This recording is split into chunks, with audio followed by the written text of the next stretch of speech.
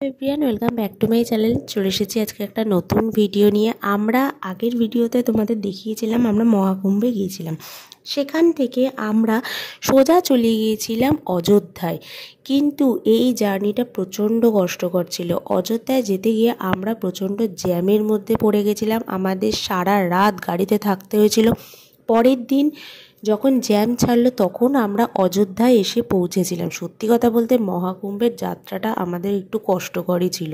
তো অযোধ্যার রাম মন্দিরে এসে আমরা দেখতে পেলাম কত ভিড়, সত্যি ভীষণ ভালো লাগলো। আর অযোধ্যার রাম মন্দির যেতে গেলে একটা তোমাদের যেটা করতে হবে সেটা হচ্ছে তোমাদের পাস করে আগে কিন্তু নিতে হবে, তা না হলে কিন্তু খুব বিপদে পড়বে।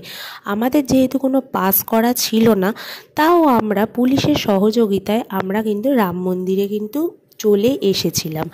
তো রাম মন্দিরে যখন পৌঁছেছিলাম সেখানে এত ভিড় দেখে সত্যি মন্দিরটা দেখতে ইচ্ছা করছিল সামনে থেকে, যে কতটা সুন্দর, যে এত মানুষের ভিড়, এত ভক্তের সমাগম সেখানে।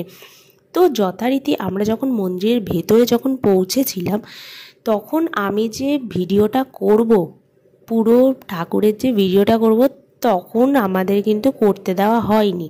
পুলিশই সেই সহযোগিতা করেনি, কেননা মানুষেরও প্রচণ্ড ভিড় ছিল। সেখানে যদি ভিডিও ক্যামেরা অ্যালাউ করতো তাহলে কিন্তু অতগুলো মানুষ কিন্তু ছাড়তে অনেক লেট হয়ে যেত।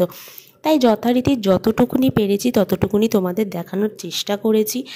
রাম মন্দির থেকে আমরা যখন বেরিয়েছিলাম প্রায় কিন্তু দুপুর হয়ে গেছিলো। তো আর আমাদের রাম মন্দির দেখা শেষ হয়ে গেছে। দেখা হচ্ছে তোমাদের সাথে নেক্সট ভিডিওতে। ততক্ষণের জন্য ভালো থেকো, টাটা।